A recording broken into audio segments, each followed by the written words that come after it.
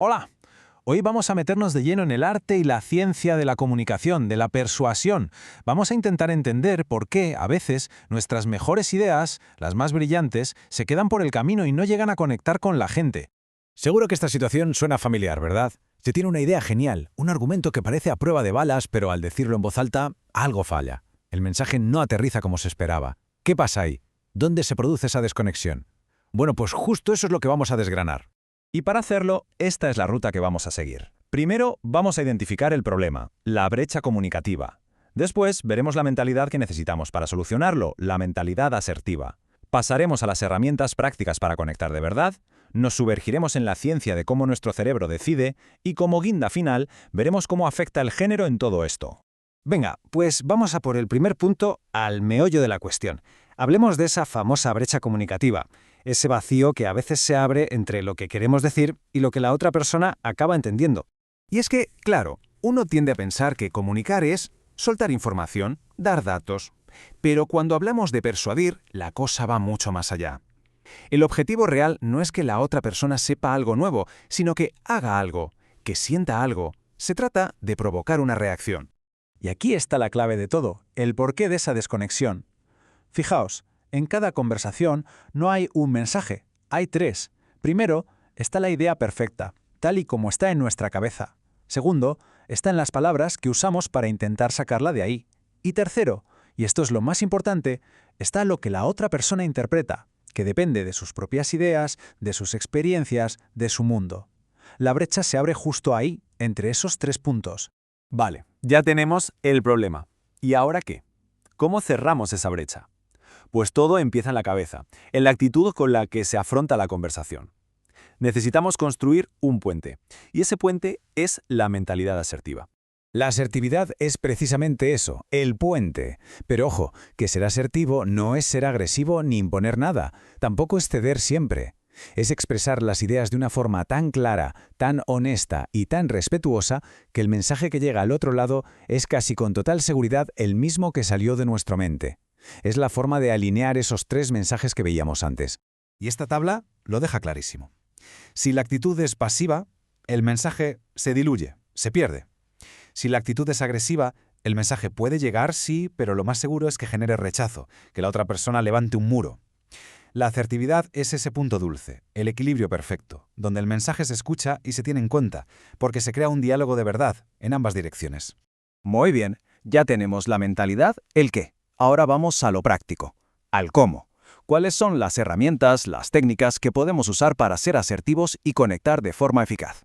Aquí tenemos una guía, un paso a paso. Y ojo al primer punto, porque es fundamental. Escuchar y observar. No dice hablar, dice escuchar. Todo empieza por dejar de pensar en nuestra respuesta y centrarnos en entender de verdad a la otra persona. Solo después de eso se puede dialogar, preguntar, crear un vínculo y al final del todo ofrecer una solución que de verdad tenga sentido para esa persona. La persuasión nace de entender, no de imponer. Y para que esas 6 claves funcionen, se tienen que apoyar en estos 5 pilares. Son los cimientos. Sin claridad hay malentendidos. Sin empatía es imposible conectar. El respeto es innegociable, el autocontrol nos da el timón de la conversación y la confianza es lo que hace que nuestro mensaje suene creíble.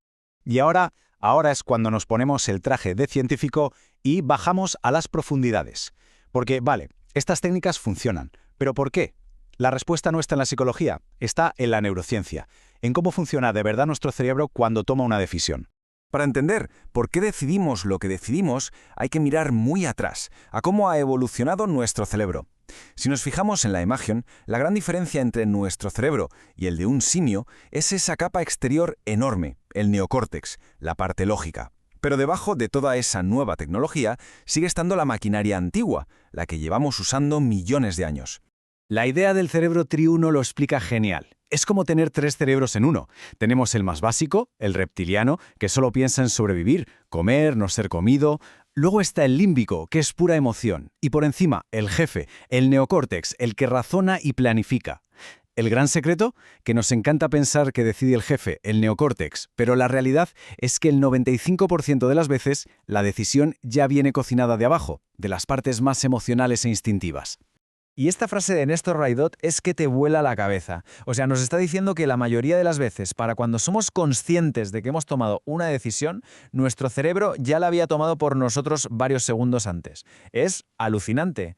Esto significa que para persuadir hay que aprender a hablarle a esa parte del cerebro que decide antes de que nos demos cuenta. Y una forma de hablarle a ese cerebro inconsciente es con algo llamado el efecto priming. Es como ir dejando miguitas de pan para guiar una decisión.